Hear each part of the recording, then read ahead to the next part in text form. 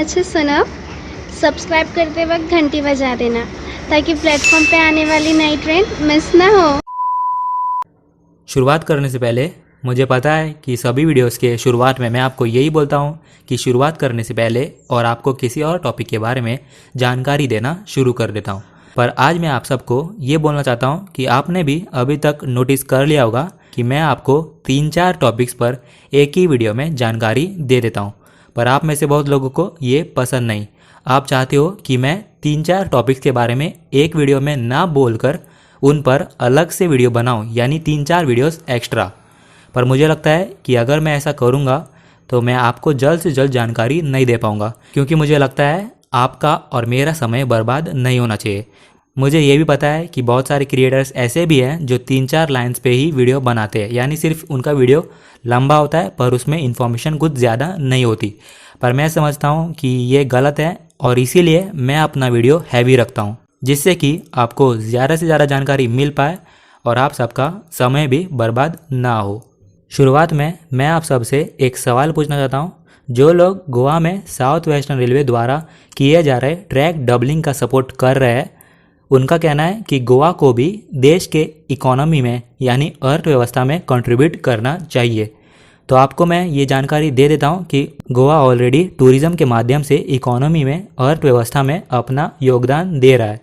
और यहाँ टूरिज़्म इसलिए है क्योंकि गोवा का जो वातावरण है वो स्वच्छ है और हरा भरा है।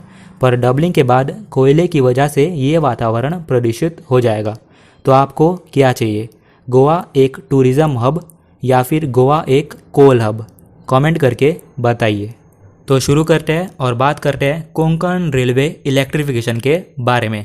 आपके पास स्किप करने का ऑप्शन भी है, आप स्किप कर सकते हो या फिर मुझे कमेंट बॉक्स में बता दीजिए, मैं आपको टाइमलाइन उपलब्ध करवा दूंगा।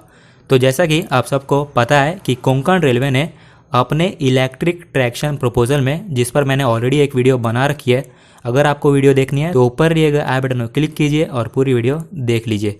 तो कोंकण रेलवे ने proposal for electric traction operation on KRCL route नाम का एक प्रपोजल जारी किया था, जिसमें साफ साफ लिखा है कि रोहा रत्नागिरी के बीच 1 नवंबर 2020 तक इलेक्ट्रिफिकेशन काम पूरा हो जाएगा और रत्नागिरी एक ट्रैक्शन चेंजिंग पॉइंट होगा। जनवरी 2021 तक कारवार और ठोकुर के बीच इलेक्ट्रिफिकेशन काम पूरा हो जाएगा। वैरना कारवार के बीच अप्रैल 2021 तक इलेक्ट्रिफिकेशन काम पूरा हो जाएगा और जून 2021 तक पूरे कोंकण रूट में इलेक्ट्रिफिकेशन काम पूरा हो जाएगा।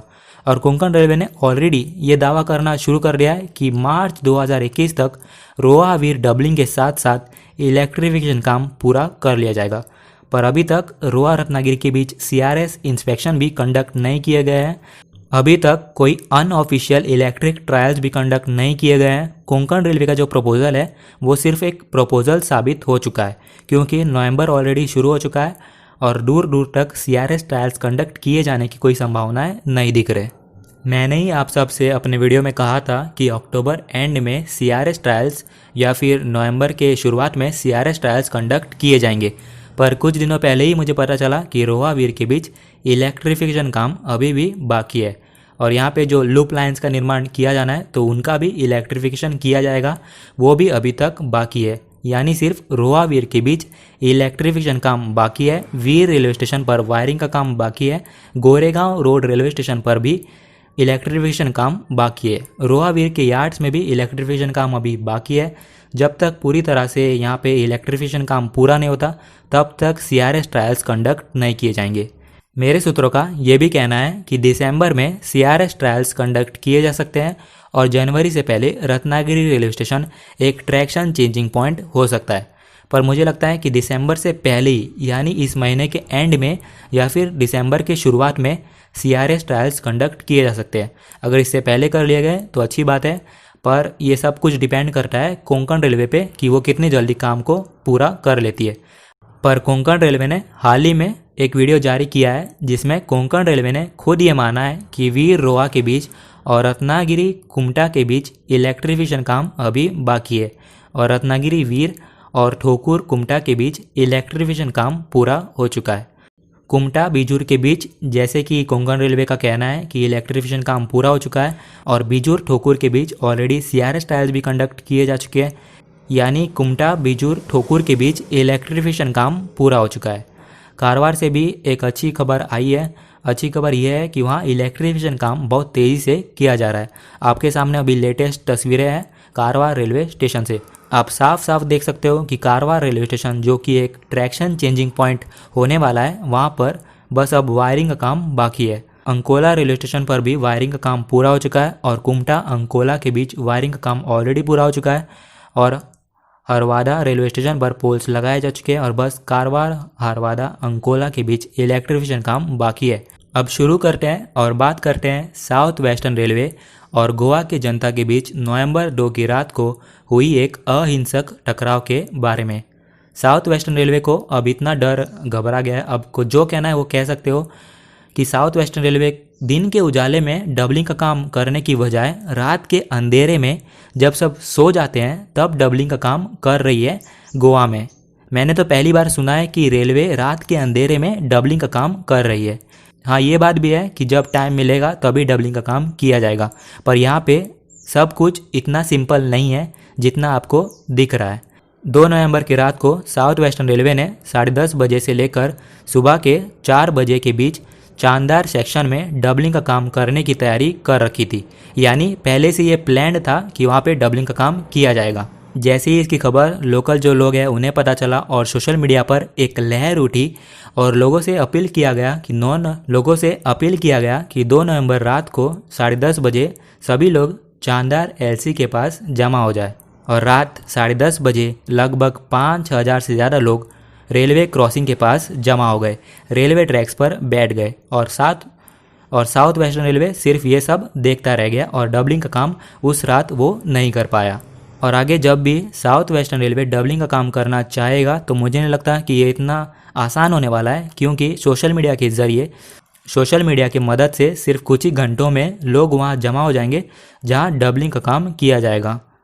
पर रेलवे और गोवा की सरकार का कहना है कि डबलिंग का काम इसलिए किया जा रहा है क्योंकि डबलिंग के बाद और नई ट्रेन्स को इंट्रोड्यूस किया जाएगा। पर सबको पता है कि ये सच नहीं है। अब डबलिंग के बाद 2-3 नई ट्रेन्स को तो इंट्रोड्यूस कर दोगे, पर डबलिंग के बाद कोयले का जो ट्रांसपोर्टेशन है वो इस रूट से डबल से भी ज़्यादा हो जाएगा, क्योंकि अभी तो सिर्फ 10-12 मिलियन टन कोयले का ट्रांसपोर्टेशन होता है प्रति वर्ष और वो डबलिंग के बाद 50 मिलियन से भी ज़्यादा हो जाएगा प्रति वर्ष।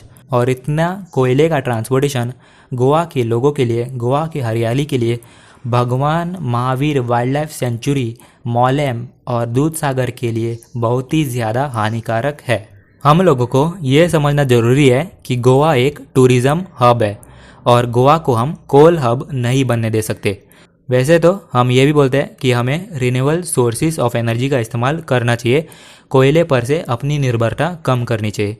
पर आप गोवा से 2030 तक 30 मिलियन कोयले का ट्रांसपोर्टेशन करना चाहते हो, 11-12 मिलियन टन से सीधा 50 मिलियन, यानी हम कोयले का इस्तेमाल कम नहीं कर रहे बल्कि हम उस पर अपनी निर्भरता बढ़ा रहे हैं।